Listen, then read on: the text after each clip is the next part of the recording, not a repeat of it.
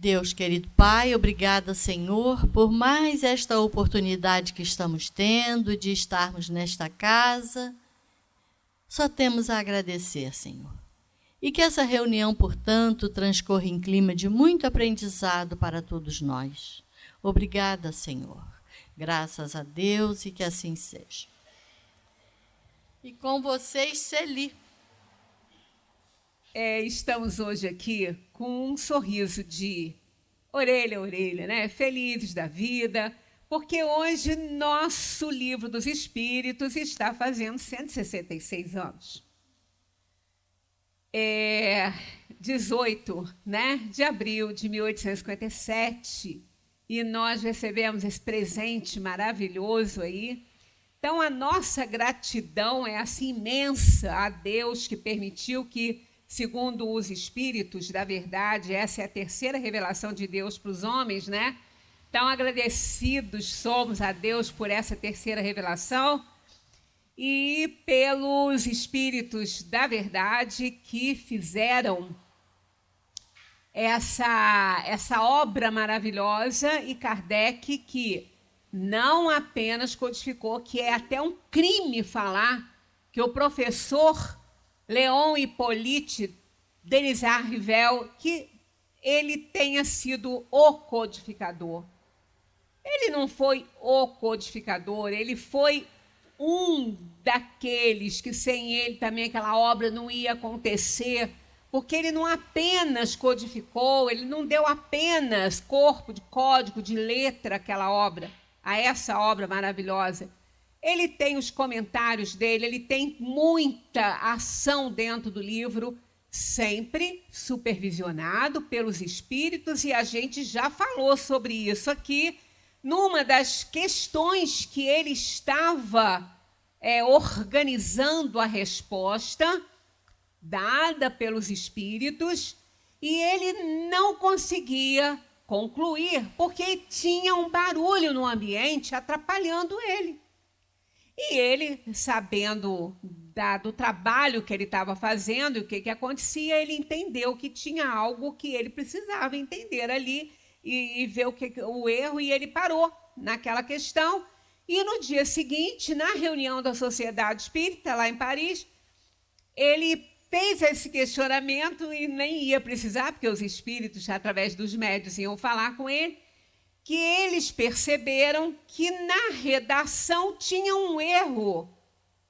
Na redação que Kardec estava fazendo, não um erro de concordância, erro de gramática, não. Um erro no entendimento da questão, que tinha um erro ali. E aí eles chamaram a atenção de Kardec. Então, o Livro dos Espíritos foi totalmente escrito pelos espíritos através das psicografias, né? Recebidas pelas jovens, que eram muito jovens, as médiuns. Então, elas não tinham a menor interferência nisso, elas não tinham nem conhecimento bastante na atual vida para poder influenciar isso aí.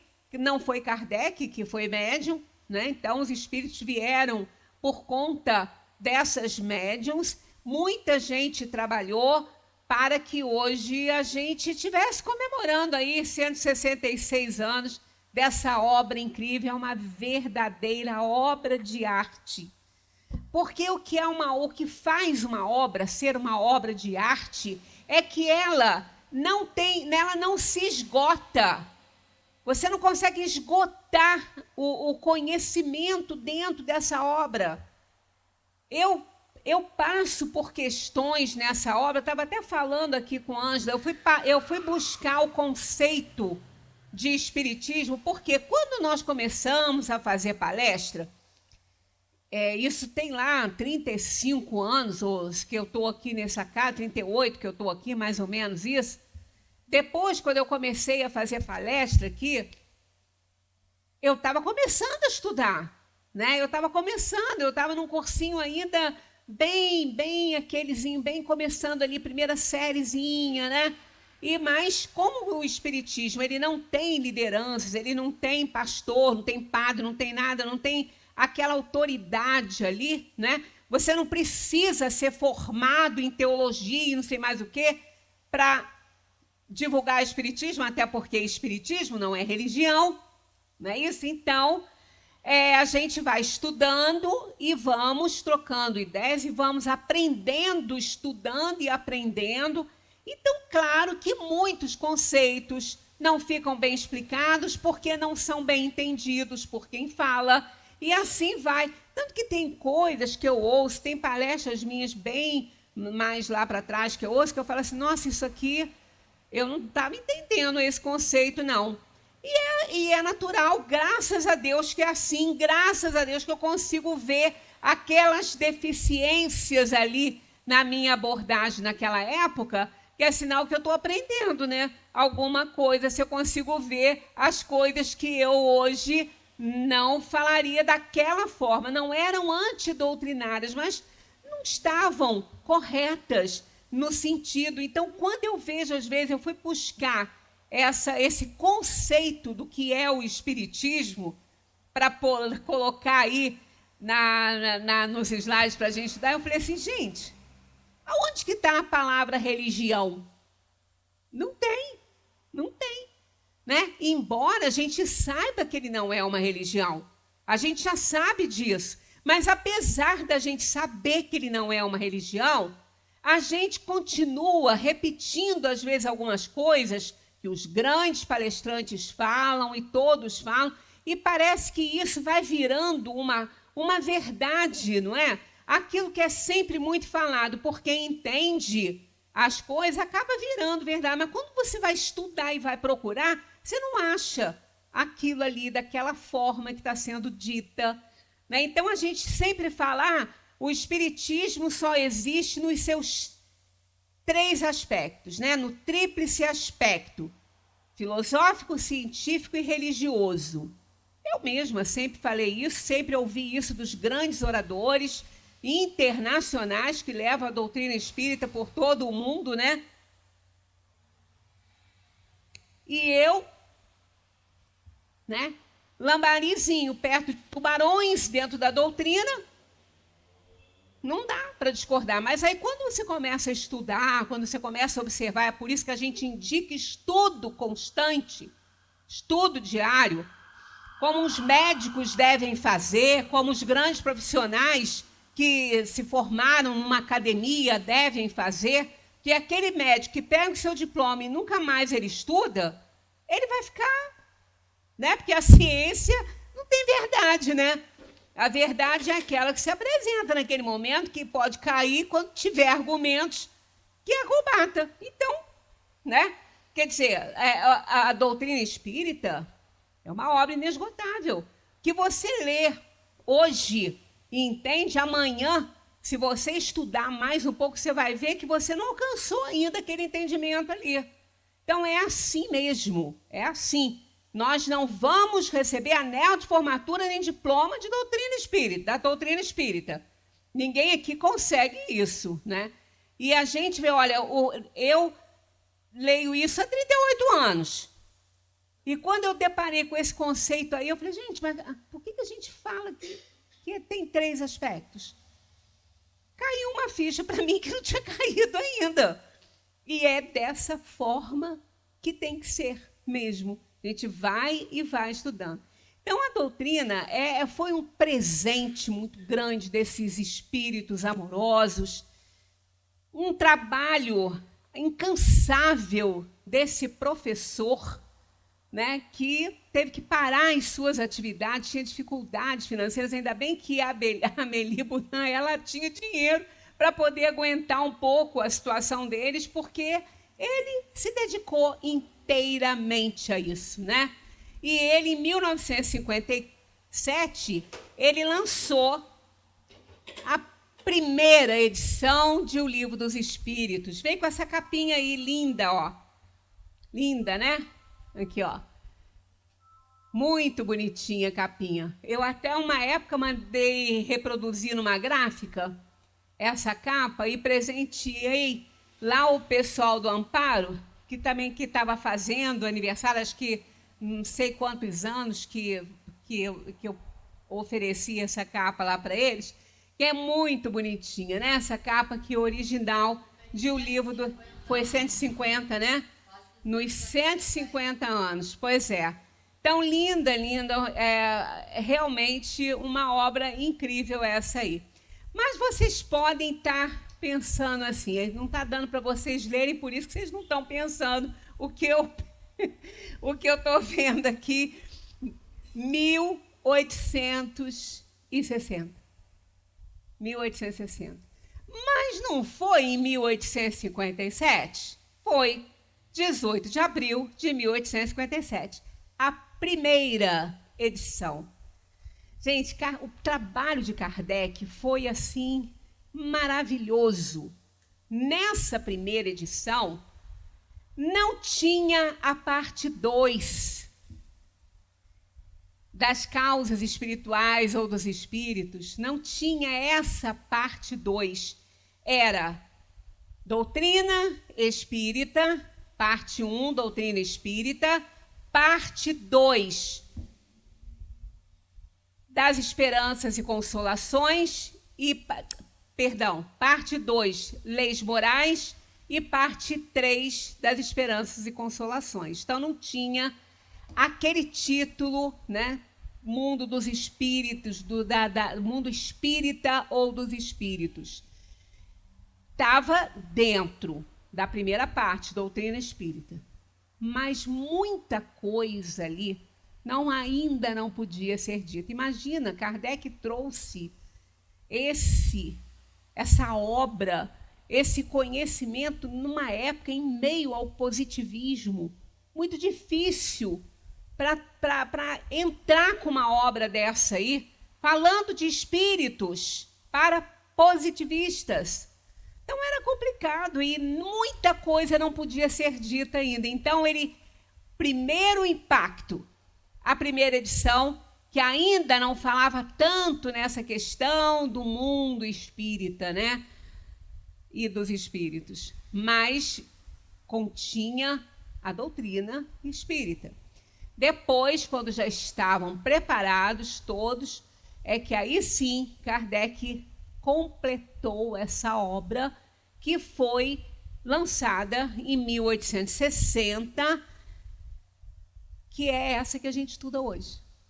Então, o Livro dos Espíritos é dividido em 4 partes, né? Então, vamos ver aqui. O Livro dos Espíritos, princípios básicos da doutrina espírita. Isso está lá na capa, né? Sobre a imortalidade da alma, a natureza dos espíritos e suas relações com os homens, as leis morais, a vida presente, a vida futura e o porvir da humanidade.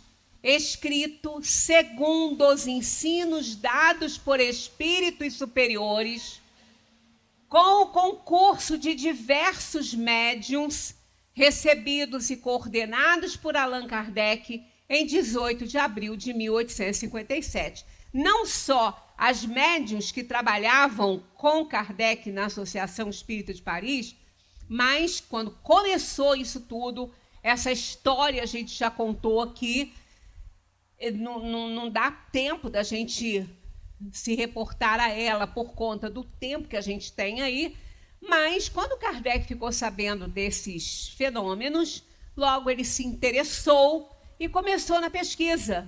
E aí sim ele começou a mandar perguntas por cerca de 1.100 espalhados por todo o mundo. Está lá na introdução de O Livro dos Espíritos isso. E aquelas respostas chegavam e Kardec então fazia a comparação, a análise dos pares. Essa análise dos pares, que era muito aplicada, foi aplicada na ciência, mas a partir de 1900 e pouco. Nessa época de Kardec, nem existia ainda essa ideia, a análise dos pares dentro da ciência. Não se fazia isso ainda, que é, quando tem uma descoberta, o cientista tem que publicar numa revista de circulação internacional, explicando tudo sobre aquela descoberta para que qualquer cientista possa elaborar aquilo ali e chegar aos mesmos resultados. Isso é a análise dos pares. Kardec escreveu né, codificou a doutrina espírita dentro dessa ideia, desse método de análise dos pares que nem ainda existia no meio científico, né? E ele fez comparações. Então, trata disso aí, da imortalidade da alma, da natureza dos espíritos e suas relações com os homens, as leis morais, a vida presente, a vida futura e o porvir da humanidade. Imagina falar isso numa época positivista, né? Escrito segundo os ensinos dados pelos espíritos superiores, que se intitularam para Kardec, não deram nomes. Quando ele perguntava quem é que estava falando, ele dizia o Espírito da Verdade. Mas depois eles se apresentaram todos e nós vamos acompanhar aqui os prolegômenos, que é maravilhoso isso. Eu não sei se vocês já tiveram curiosidade de ler isso, porque normalmente a gente não tem muito hábito de ler prefácio de livro, né? E é o mais importante, é a apresentação do livro, né? Quando a gente pega um livro para ler, a gente quase nunca lê o prefácio ou a introdução, a gente vai direto na história, mas tem que fazer esse caminho, porque ele é importante. Então, é maravilhoso isso. Eu coloquei aqui para a gente só uma parte, claro, e depois vocês, em casa, peguem o Livro dos Espíritos e leem esses prolegômenos, que é maravilhoso aquilo ali, né? Nós vamos alcançar isso. O Livro dos Espíritos deu uma guinada em todos os conceitos que até então prevaleciam no que se referia à realidade do mundo dos espíritos e, principalmente, sobre a pré-existência e persistência da alma, consolidando à luz da razão as ideias já conhecidas sobre reencarnação, representando poderosa barreira a impedir a marcha do materialismo desintegrador. Porque não foi Kardec que descobriu reencarnação. Sempre se teve notícia da lei de causa e efeito, né, da lei, nos hindus chamando a lei do karma, que não tem essa palavra na codificação, a gente introduz erroneamente, porque não tem, é lei de causa e efeito, né? Porque a ideia de karma é diferente da ideia que a gente acaba colocando aí dentro da doutrina. A palavra karma em sânscrito quer dizer atividade, movimento, atividade. Então, são as atividades da alma nas suas várias encarnações. Então, a gente coloca karma, mas isso não é um termo que a gente deva usar realmente, porque não tem isso dentro da obra de Kardec. É lei de causa e efeito, né? Então, ele deu uma guinada nessas ideias, porque o senso comum não era o que a Kardec estava apresentando.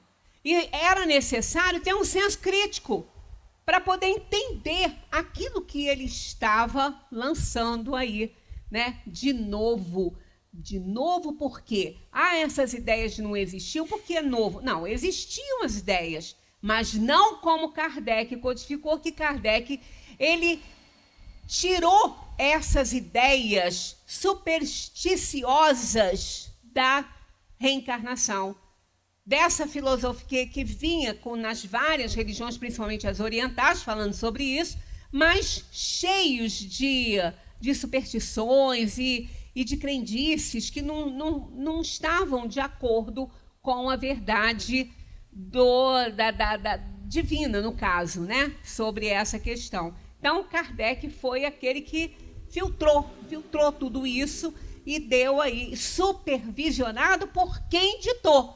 O mais importante era isso, não foi ditado e deixado para lá para alguém redigir, não. Quem ditou supervisionava o tempo todo a codificação que estava sendo feita pelo professor Denizar. Para coisas novas, né? Para as coisas novas, necessitamos de palavras novas. Espiritismo e espiritualismo não significam a mesma coisa. Espiritualismo é o oposto do materialismo. Quem quer que acredite haver em si mesmo alguma coisa além da matéria é espiritualista. Tanto que, às vezes, quando a gente pensa, a gente desconfia que alguém é espírita, né? Quando a gente conhece, a gente fala, você é espírita. Aí a pessoa fala, sou espiritualista. Isso quer dizer, não é espírita.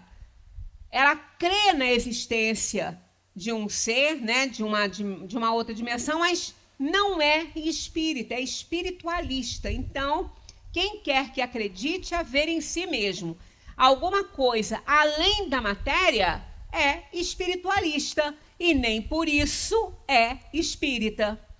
Não se segue daí que creia na existência dos espíritos ou em suas comunicações com o mundo visível.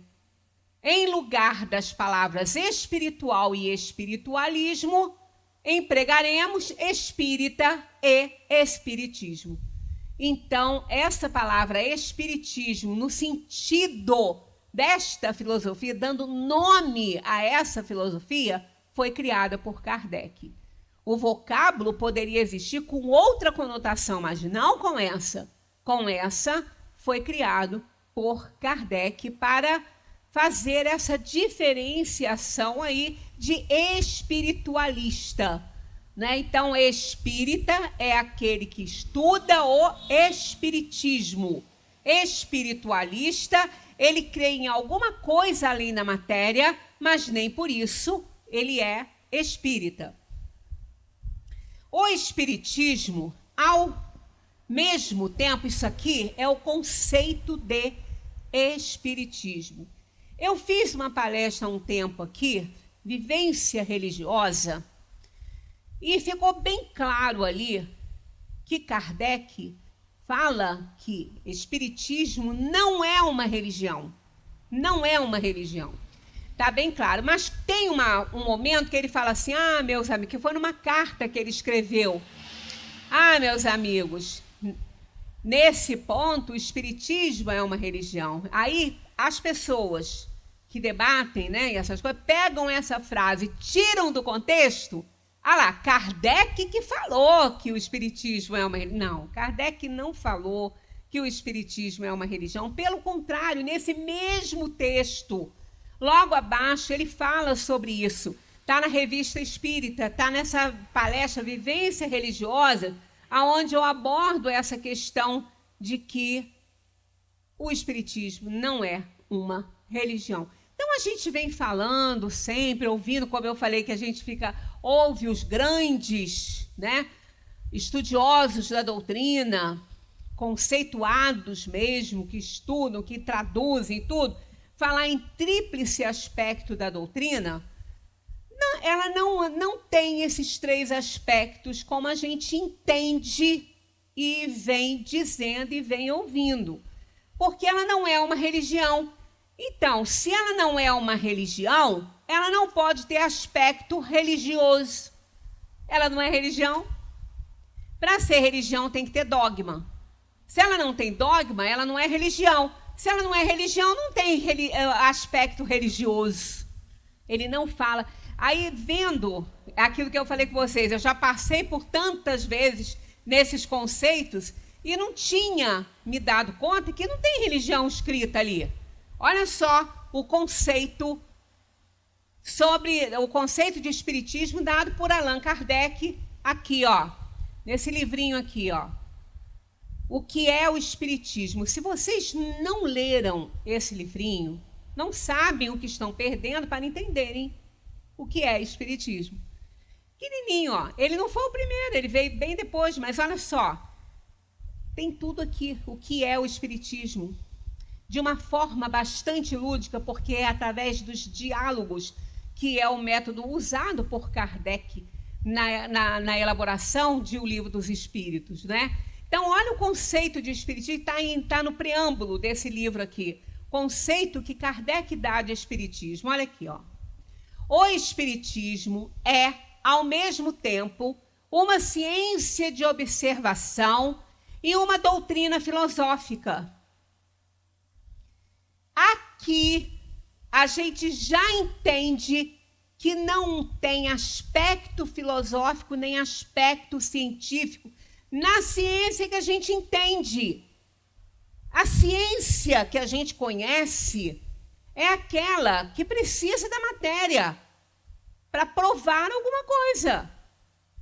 E ela não tem verdades fechadas, aí nesse sentido ela tem o aspecto científico, porque o espiritismo não tem verdade fechada. Kardec não disse tudo sobre o universo e tudo em O Livro dos Espíritos. Ele disse tudo que a gente podia conhecer e entender. Assim mesmo a gente ainda continua não entendendo muita coisa. Imagina se ele dissesse tudo. Então, não tem contradições, tudo está aí, que está certo, só não é tudo sobre o universo, é tudo que nós podemos compreender. Então, ele é ciência, mas é a ciência espírita, e foi justamente essa ciência, de que tudo na elaboração de O Livro dos Espíritos se baseou em quê? Análise científica dos fenômenos mediúnicos, para se explicar o que era um fenômeno mediúnico, que não era antinatural, ele é natural, é um fenômeno mediúnico, é um intercâmbio entre as almas encarnadas e os espíritos que estão desencarnados. Isso é natural, não é fenômeno, não é mistério, não é milagre, nada disso, é um fenômeno natural. Então, foi através da mediunidade, da análise desses fenômenos mediúnicos, que a doutrina espírita surgiu. Então, é a ciência espírita, porque a ciência sempre existiu, mas não era essa que Kardec apresentou aí, provando a existência dos espíritos. Estavam provando e continuam buscando a origem do universo e tudo mais, né? As leis universais, mas essa ciência do espiritismo. Então, nesse sentido, ela é uma ciência, mas é uma ciência espírita. Não é aquela que a gente conhece, né? É uma ciência porque não encerra a verdade e ela é fruto de observação e análise. Diz que a ciência é assim. Tudo na ciência, tudo que se descobre, um cientista descobre algo, porque ele analisou, porque ele observou. Né? Quando Newton viu cair a maçãzinha lá, ele quis saber, observou aquilo, quis saber que negócio era aquele, que ninguém esbarrou nela. Aí ele foi analisar, ele foi pesquisar. Cientista é isso. Né? Então, nesse sentido, o espiritismo é uma ciência, porque quis analisar. Kardec era um cientista. Ele quis analisar o que estava acontecendo com as mesas girantes, com os barulhos, com aquela inteligência se manifestando, respondendo perguntas. Então, é uma ciência nesse sentido. Agora, é uma ciência de observação e uma doutrina filosófica que tem consequências morais. Não está falando religiosa, tá vendo? Então, olha só. O espiritismo é, ao mesmo tempo, uma ciência de observação e uma doutrina filosófica.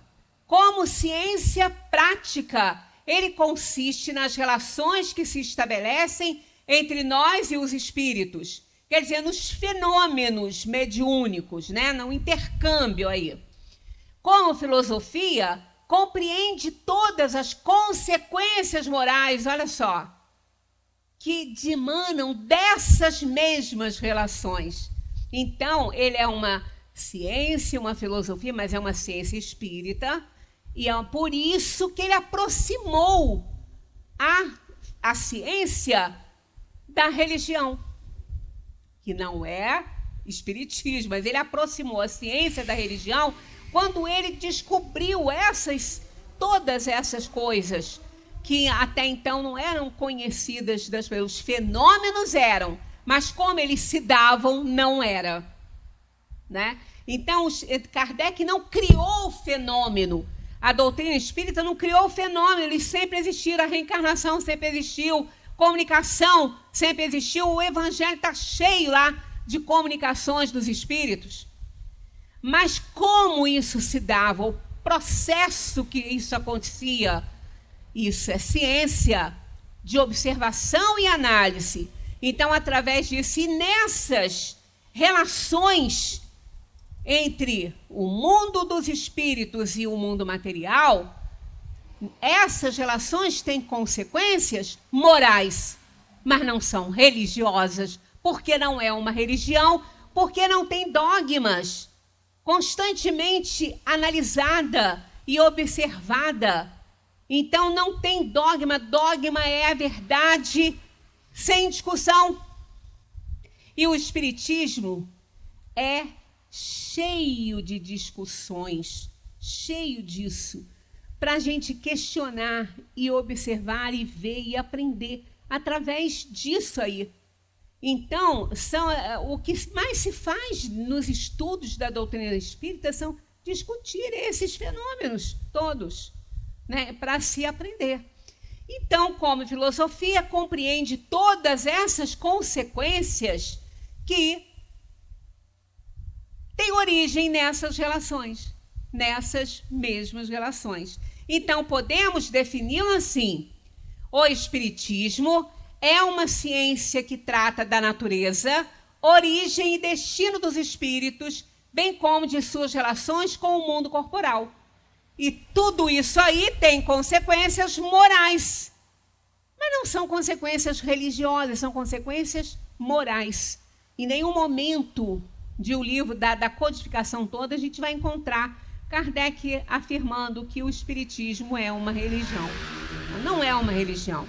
Ela é uma filosofia, uma ciência espírita com consequências religiosas. Isso está no preâmbulo de o que é o Espiritismo. Muito interessante esse livro aqui. Bem, com especialidade, o Livro dos Espíritos contém a doutrina espírita. Então, veja bem, esse livrinho aqui, só ele, contém a doutrina espírita. Só ele. Ah, mas e os outros? Foram desenvolvimento desse aqui. Toda a doutrina espírita está nele. Toda ela. Isso está na introdução de O Livro dos Espíritos. É só pegar lá que está lá, né? Como especialidade, o Livro dos Espíritos contém a doutrina espírita. Está lá, contém. Então, nada tem aqui, nesses 4, que não esteja aqui, sendo que aqui está resumidinho e aqui está mais explanado, mais desenvolvido. Mas não tem nada aqui que não esteja aqui. Então, o Livro dos Espíritos contém a doutrina espírita. Como generalidade, prende-se à doutrina espiritualista. Por quê? Porque lida com os espíritos, estuda os fenômenos espíritas. Então, como especialidade, prende-se à doutrina espiritualista. Uma de cujas fases apresenta, porque trata do mundo dos espíritos. Essa a razão porque traz no cabeçalho do seu título as palavras filosofia espiritualista. É o que vocês podem observar no livro de vocês. Esse aqui não traz aqui na capa do livro, né? Mas aqui dentro, ó, aqui, O Livro dos Espíritos, filosofia espiritualista, porque trata dos espíritos, né? Então, é a causa de estar escrito isso aqui. Vamos acelerar aí para a gente conseguir chegar lá. A doutrina dos espíritos se dirige à razão pela inteligência, ao coração pelo sentimento. Seu objetivo não é fascinar para dominar, é esclarecer para redimir. Nutre e fortalece a mente, não alucina nem incendeia a imaginação. Em O Livro dos Espíritos encontramos 1019 perguntas. Então, ninguém fica... A gente fala assim, gente, é fascinante o espiritismo. Isso não quer dizer, é apenas uma forma de expressão de acharmos belíssima essa obra e que responde não vamos dizer todas, mas a grande maioria dos nossos questionamentos. Então ninguém fica fascinado, enlouquecido, ficou maluco porque estudou doutrina espírita. Porque isso não existe. Se o sujeito ficou doido, ele ficou por outras razões, mas não por ter estudado a doutrina espírita. Sua primeira edição foi lançada em 18 de abril de 1857. A segunda edição, a que temos hoje, foi lançada em 16 de março de 1860. Escrito na forma dialogada da filosofia clássica, em linguagem clara e simples para divulgação popular. Este livro é um verdadeiro tratado filosófico que começa pela metafísica. Olha o que ele contém. Olha aí, só ele, hein? É um verdadeiro tratado filosófico que começa pela metafísica, desenvolvendo em novas perspectivas a ontologia, a questão do ser, do destino, da dor, a sociologia, a psicologia, a ética e estabelecendo as ligações históricas de todas as fases da evolução humana em seus aspectos biológico, psíquico, social e espiritual. Um livro para ser estudado e meditado com o auxílio dos demais volumes da codificação. Então, há necessidade de termos os outros para desenvolvermos, entendermos melhor as questões que Kardec apresenta em forma de diálogo no Livro dos Espíritos. Então, um presente desse aí, a gente tem que agradecer todos os dias, que isso é um presente maravilhoso de Deus, tanto que é a terceira revelação de Deus aos homens. Quem escreveu isso aí foi Herculano Pires, numa nota, numa introduçãozinha aqui nas edições que ele fez a tradução. Agora vem os prolegômenos. Esses prolegômenos estão em todas as edições, em todas as traduções, porque isso foi escrito pelos espíritos que ditaram para Kardec esta obra maravilhosa. Então, eu trouxe só o que eles ditaram, não está o resumo da doutrina, porque tem ali.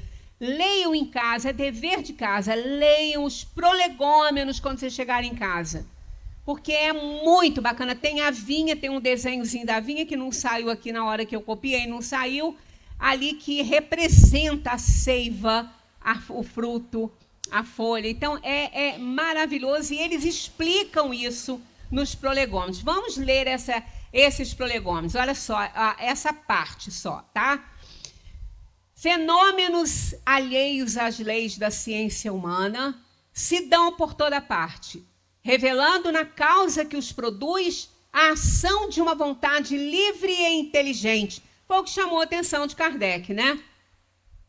A razão diz que um efeito inteligente há de ter como causa uma força inteligente, e os fatos hão provado que essa força é capaz de entrar em comunicação com os homens por meio de sinais materiais.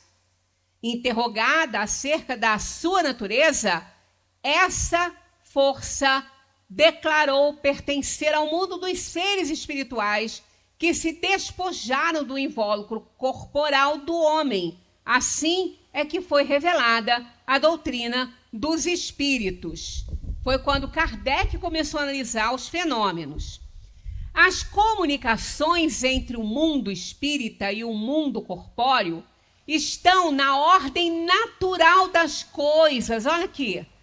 As comunicações estão na ordem natural das coisas e não constituem fato sobrenatural. Tanto que de tais comunicações se acham vestígios entre todos os povos e em todas as épocas. Hoje se generalizaram e tornaram patentes a todos.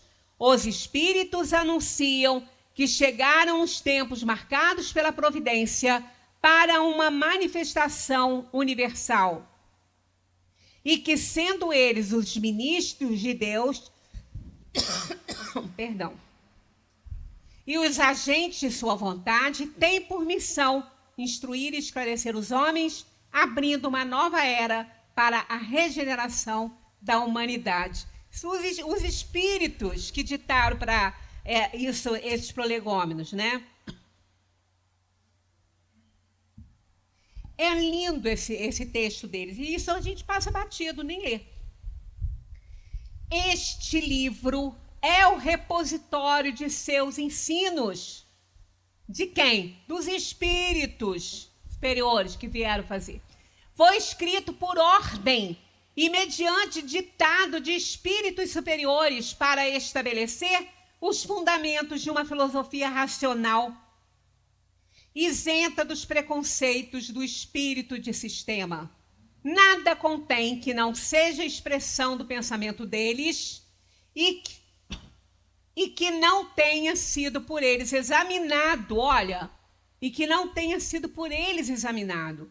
Só a ordem e a distribuição metódica das matérias, olha o trabalho de Kardec aí, ó. Só a ordem e a distribuição metódica das matérias, assim como as notas e as formas de algumas partes da redação, constituem obra daquele que recebeu a missão de os publicar. Gente, isso é muito importante. Kardec foi escolhido para isso. Então, olha, aí o trabalho dele, ele não foi só um codificador. Há um método, uma ordem. Começa do número 1, vai lá para 1019, inicia com o que é Deus. E termina lá, na última questão de O Livro dos Espíritos, que eu vou até ler a questão, porque vale a pena, a pergunta que Kardec fez. Termina com essa questão aqui, ó.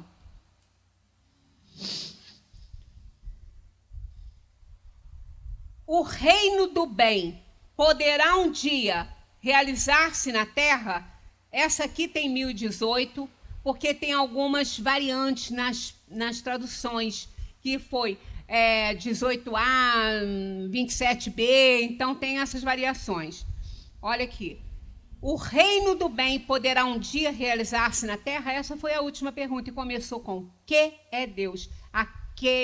Aí eles respondem: inteligência suprema, causa primária de todas as coisas, que é evidente que tem o suficiente de força para que o reino do bem poderá um dia estabelecer-se na Terra.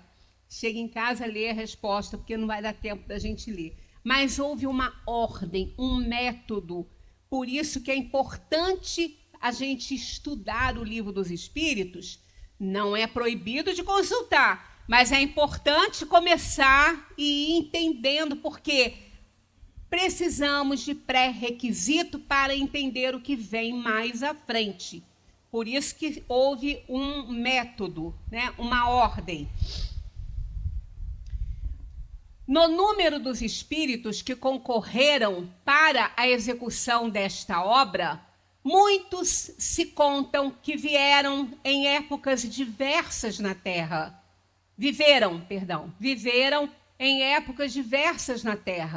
onde pregaram e praticaram a virtude e a sabedoria. Outros, pelos seus nomes, não pertencem a nenhuma personagem cuja lembrança a história guarde, mas cuja elevação é atestada pela pureza de seus ensinamentos e pela união em que se acham com os que usam de nomes venerados. O Livro dos Espíritos. Eu não vou citar, porque a gente também tem outras coisas para ver. Lendo os prolegômenos, vocês vão ver, no final de toda a explanação que ele fala que contém o livro, vem o nome de todos eles.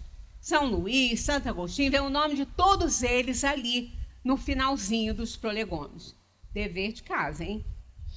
Eu, curiosa do jeito que eu sempre sou, eu ia sair daqui, eu já ia correndo para abrir. Acho que se eu tivesse que fazer alguma coisa, eu nem ia fazer antes de ver isso, se eu não soubesse quem são eles. O Livro dos Espíritos está dividido em 4 partes. Tem livros que vêm assim, primeiro livro, segundo livro, terceiro livro, quarto livro, ou então, primeira parte, segunda parte, só uma questão de tradução, tá? É a mesma coisa. O livro dos Espíritos está dividido em 4 partes. Primeira parte das causas primárias. Segunda parte do mundo espírita ou dos espíritos. Essas 2 partes estudam os espíritos e suas relações com o mundo corporal. Depois vem a terceira parte das leis morais, a quarta parte das esperanças e consolações, e essas 2 últimas partes estudam as consequências morais que decorrem das relações dos espíritos com o mundo corporal, que são as consequências morais, a justiça divina, né? Isso aí. Então, veja bem, quais são então as obras fundamentais? Né? Aquelas obras que complementam. Complementam? Posso falar isso? Não. Que desenvolvem. Elas não complementam, elas desenvolvem a primeira, que é onde está contida a doutrina espírita. E as 4 estão aí, ó.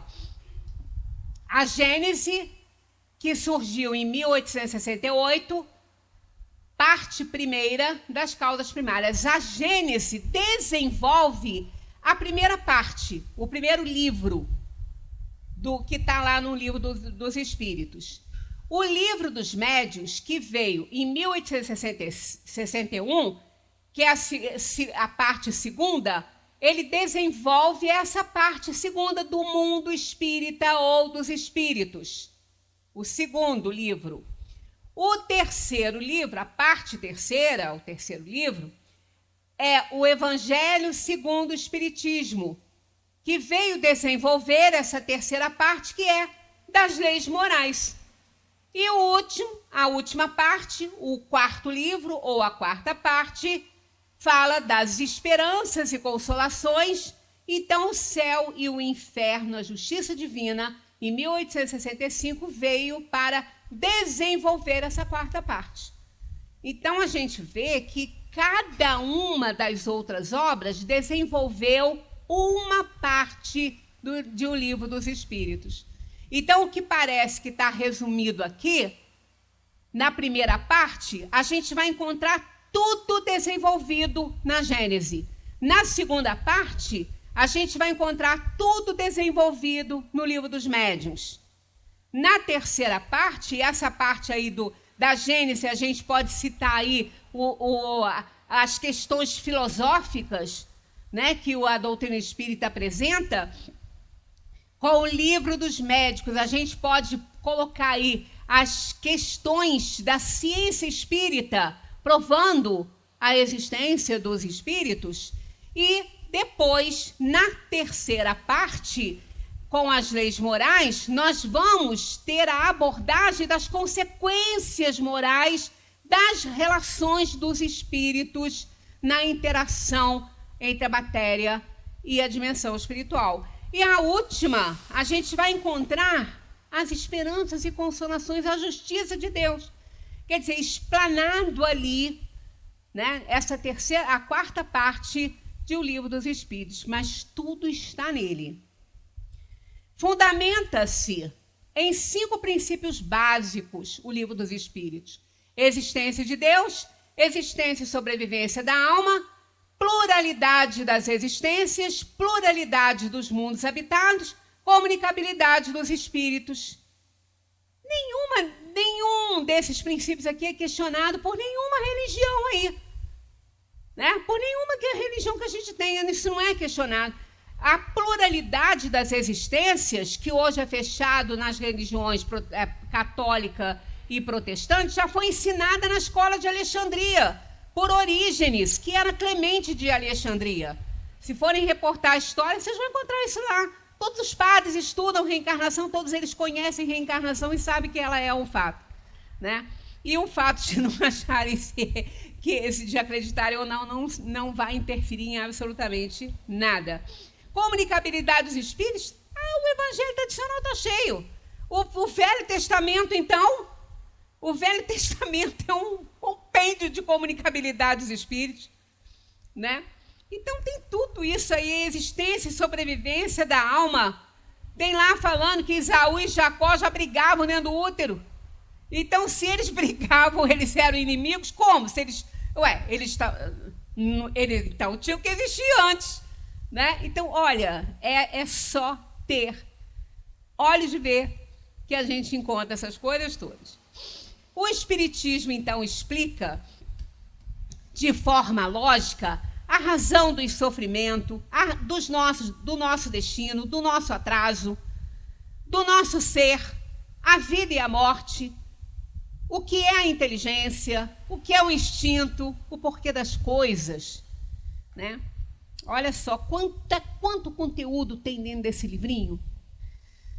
Como ciência de observação, ele explica o que é o espírito, o que é o corpo, a formação dos mundos e sua diversidade, seres orgânicos e inorgânicos, o materialismo, os reinos da natureza, os fenômenos, as reencarnações. Mostra que através da reencarnação melhoramos o nosso caráter. Não adquirimos, porque a gente já nasce com ele. Caráter é característica, a gente já traz. Ah, fulano fez isso. Fulano não tem caráter, fulano tem, só que ele é um mau caráter.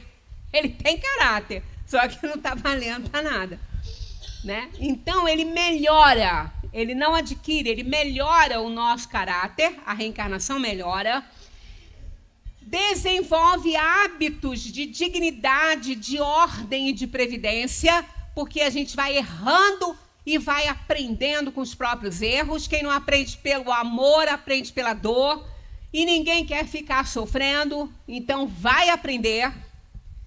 Desenvolvemos a nossa consciência, onde está escrita a lei de Deus. Quanto mais a gente reencarna e aproveita e aprende, mais a gente consegue ler o que é o amor, o que é fazer o bem, que é o único objetivo da vida. Então, quanto mais a gente se desenvolve, mais a gente aprende. O amor é um sentimento por excelência, instinto elevado à altura do progresso feito. Quanto mais a gente progride, mais a gente ama, mais a gente é capaz de amar. E isso a gente vai aprendendo com as reencarnações. Despertamos o respeito a tudo que é respeitável. O que não é respeitável? Nada, tudo é respeitável. Então, nós crescemos, nós nos libertamos dos nossos grandes inimigos que estão dentro de nós, o orgulho, a vaidade, tudo isso, através das reencarnações. Na sua parte filosófica, trata de estudar as consequências morais que são obtidas a partir do estudo dos espíritos e suas relações com o mundo corporal. Descreve o bem e o mal, fala da crueldade, das terríveis dores que acarreta, mostra os efeitos da justiça, do amor e da caridade e apresenta como lei maior o imperativo categórico do Cristo: amai-vos uns aos outros. Essa é a lei de Deus que está inscrita na nossa consciência. A gente lê isso lá, mas é como aquele jovenzinho que não está se importando com nada, que não quer nem estudar, que encontra uma obra falando sobre física quântica. Ele pega essa obra e joga no lixo. Ele vai fazer o que com isso? Né? Então, essa lei do amor e do bem supremo, que está inscrita na nossa consciência, nós precisamos nos desenvolver para saber ler direitinho isso aí, para saber enxergar o que é isso, como fazer e por que fazer. Então, cada um tem que tratar da sua própria evolução. Sobre a morte, mostra a dolorosa surpresa dos maus, porque é uma dolorosa surpresa saber que não morreu e que o que fez vai ter que resgatar, que vai ter que dar conta na própria consciência, porque não tem nem ninguém lá para escutar isso, né? É a própria alma. A doce consolação dos bons, que vão entender por que Jesus disse que amai-vos uns aos outros, para merecer a terra prometida, a terra, o paraíso. O que é isso? É a paz de consciência, é o céu, é a paz de espírito.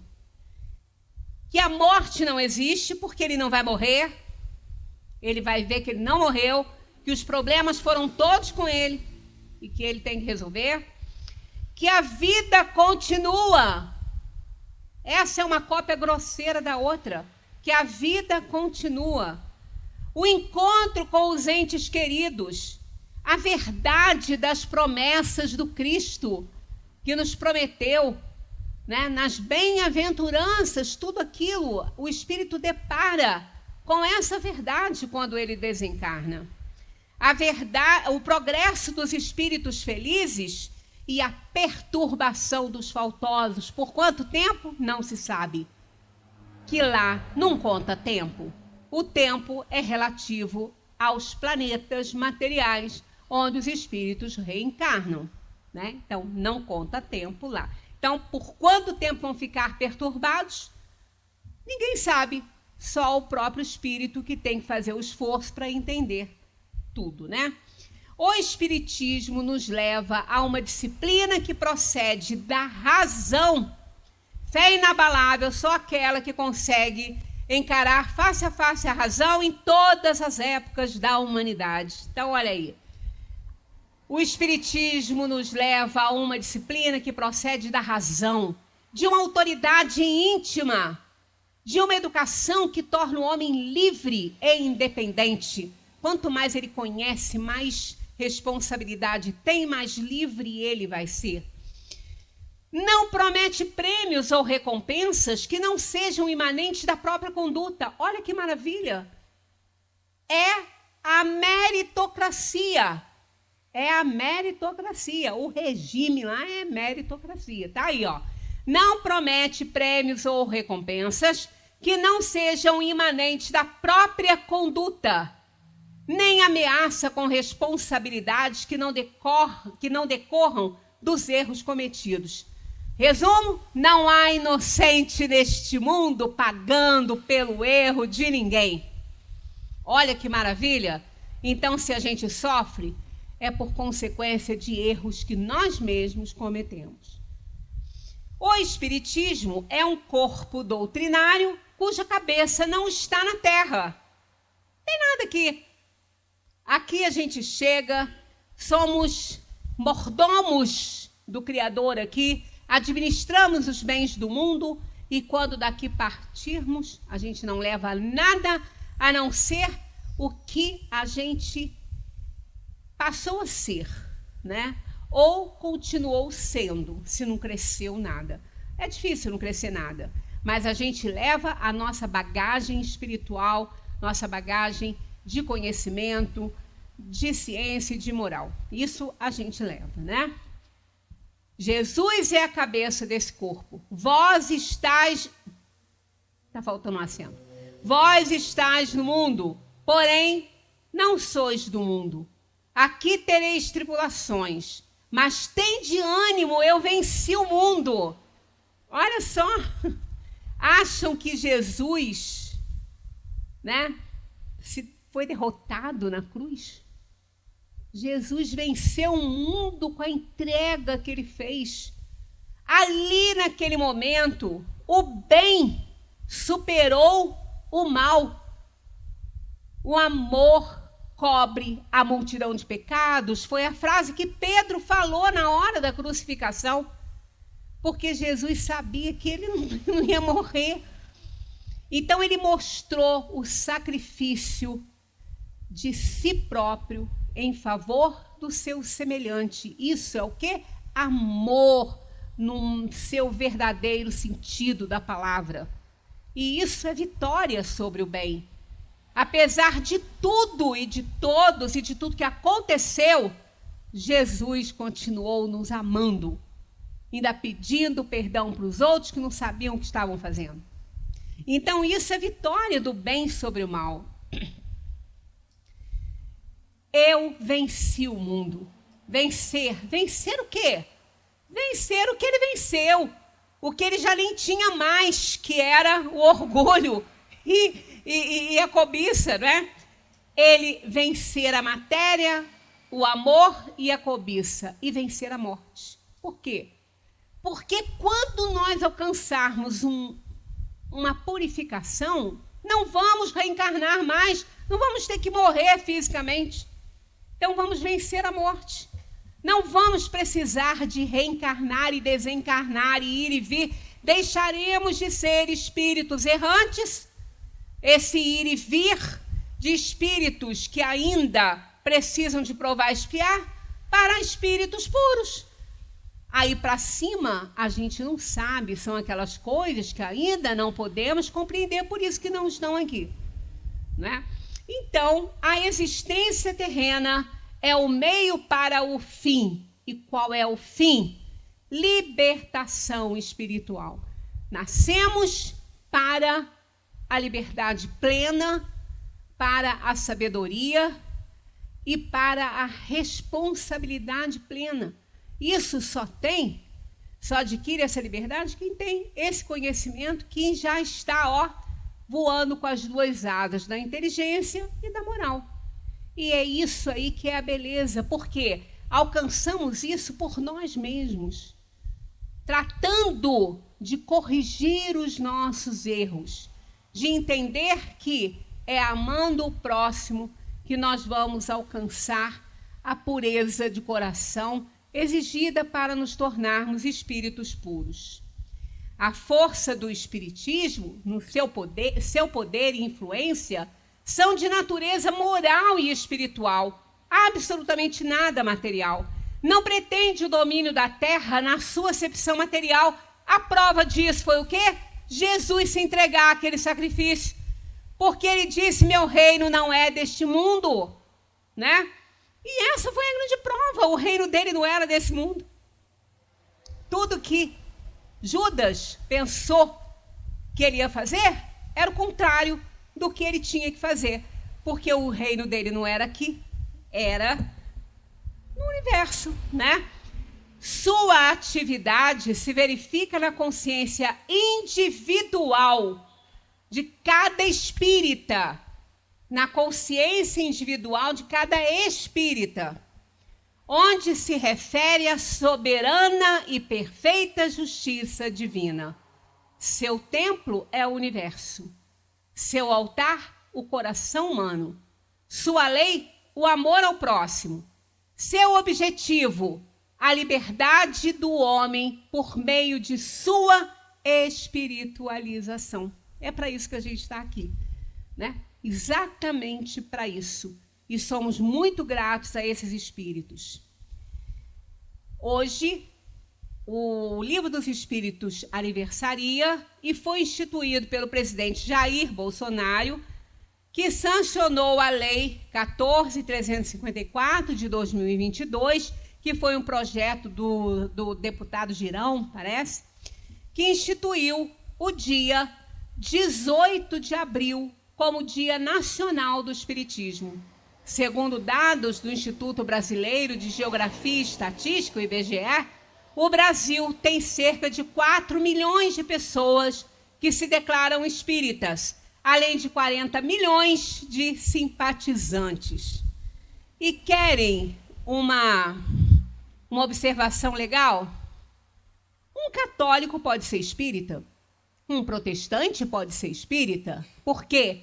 Porque espiritismo não é religião. Você pode ter a sua religião, seguir lá os preceitos da sua religião, mas se simpatizar com a filosofia e com a ciência espírita de consequências morais, que com certeza não vão bater com o que aprende na religião deles. Então, espiritismo não é religião. Então, aquele que é católico, a gente fala assim, você tem religião, mas você frequenta o centro? E daí? Ele tem a religião, o espiritismo é religião. Então, ele pode muito bem estudar o espiritismo, estudar essa filosofia, essa ciência, aprender sobre essas questões que somente religiões encarnacionistas abordam e já que a dele não aborda, o fato dele estudar o espiritismo não significa que ele não possa ter a religião dele. Então, isso é o mais interessante ainda de tudo, que ele vai chegar até a conclusão que ele próprio vai tirar das verdades que o espiritismo revela, não inventou. Essas verdades estão na natureza, estão no universo, que fazem parte das leis divinas. Muita paz para todos, parabéns para todos nós que somos espíritas. Ah, mas eu sou espírita? Claro que você é espírita. Ah, mas eu sou assim ainda tão bronco, tão rude. Meu amigo, ser espírita está lá no Evangelho. É o esforço que cada um faz para domar suas tendências inferiores. Ninguém precisa ser perfeito para ser espírita, não, porque se você for perfeito, você não vai ser espírita aqui nesse mundo. Você vai ter filosofia espírita na dimensão espiritual, porque isso aqui, ó, é planeta de provação e expiação, é planeta de espírito ainda doente, por isso que está aqui nesse hospital. Muita paz para todos.